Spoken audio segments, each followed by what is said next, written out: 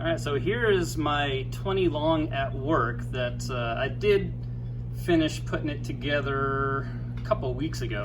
And, well, I should say I put the fish in a couple weeks ago. It's been put together, but I had to recycle it just a little bit, which took a few weeks. But yeah, everything that was in the 10-gallon is in here now. So they got double the space.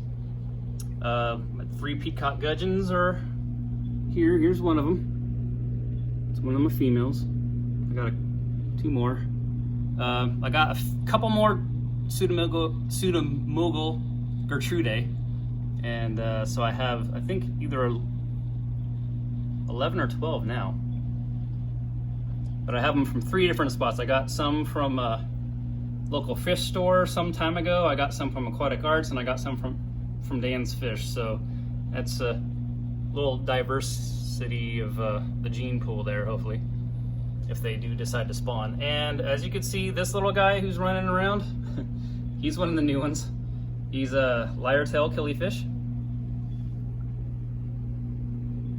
He was sold as a chocolate, but he's not quite as dark as a chocolate, but he's not quite as orange as an orange. So he's somewhere in between. I don't know, still pretty. He's got a female in here too. She's up there somewhere. I think that's her. Yeah, there she is right there. He probably thinks they're getting fed because he does this every time I come up to the glass, but they'll get fed a little bit later. I don't feed them every day at the same time.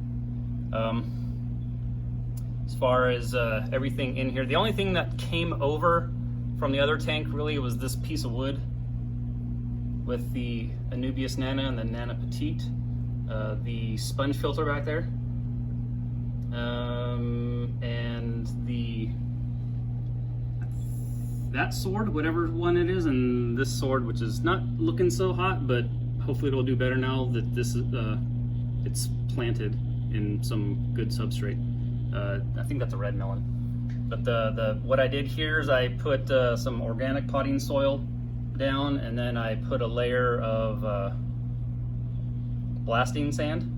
I only had a little bit of blasting sand, so I put some blasting sand over that, and then some carob sea, I think it is, gravel, and then yeah. So I got should be good for the plants here. I got this for the carpeting. I have some. Let's see if I can remember how to say this. I think it's Glossostigma elatinoides. I think that's what it's called. I got some from a tissue culture, and those are still trying to stay in the substrate. Every so often I'll see some floating, and I mean, I can't bury it too far, at least not that I'm aware of. Hey, little guy. It's one of my Gertrude males, one of the younger guys. I think this is one that I got from Aquatic Arts. Very pretty. Yes, you're pretty too. And then I do have a tiger lotus in here. You can see right there. Sorry for if it's a little too dark. The light that came on, that's on here, is just some Aqueon, something I bought some time ago. I can't, if I turn the lights on for the room, the glare would just be way too much for you to be able to really see anything. But the story with the tiger lotus is that I got 3 of them at the same time. So I brought one here to plant in here, and the stem broke loose from the bulb. So I'm like, okay, well, I planted the stem back here, and it's growing, but slowly. And then I planted the bulb without a stem over here, and the bulb is exploded. And this guy is trying to catch up. This is a little cardinal plant I got some time ago that it's probably been in 4 different tanks, and it hasn't died, but it hasn't really flourished either. So I thought, oh, let me try this one. Trying to get the plants to grow up a little bit more, to have a pretty decent background so I don't have to look at the back.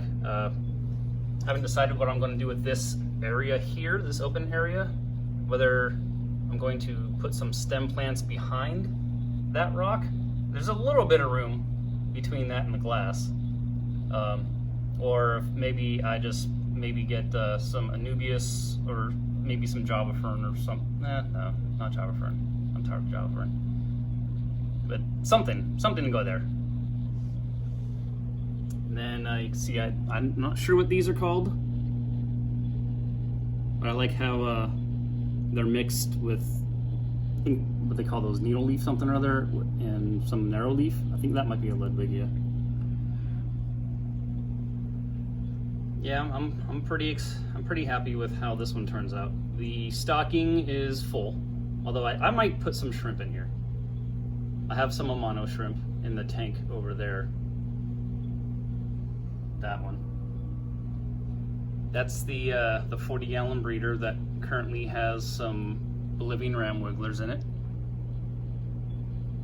Now the difference between that light and this one, that is a Nycrew that I got online that it simulates the day. So right now it's, what time is it? 7 something in the morning, so there's just a little bit of light, and as the day goes on it'll get brighter and brighter and brighter, and then it'll fade and then, you know, go dark.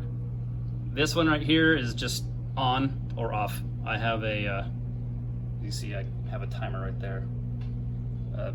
Lights come on at 6, then they go off at 11. No, they come on at 6:30, off at 11, back on at 1, and then off again at like 5 or something. If I kept them on the whole time, I started to see some issues with hair algae, and there's a little bit there, but it has gone down.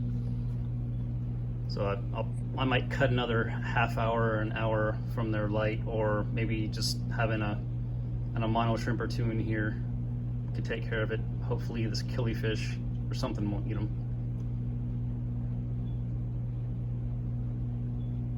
And where's everybody else? All 3 of the peacock gudgeons were out when I came in this morning, but they probably thought they were getting fed.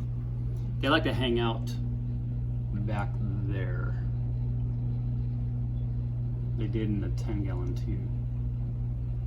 But they have a spot.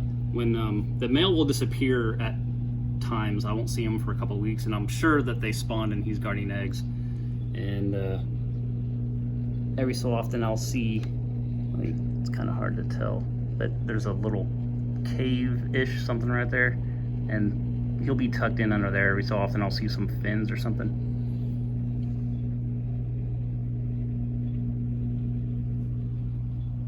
All right, well, this is the 20 long at work. I'm happy with it.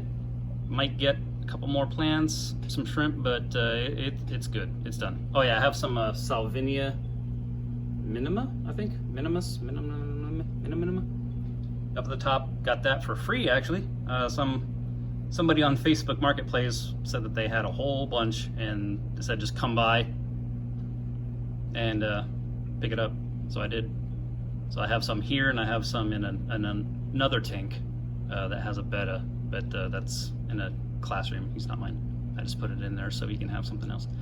All right, well, thanks for watching. Hopefully I'm not too boring. I'm trying to get a little bit better at this whole speaking thing. All right, have a good day. Bye.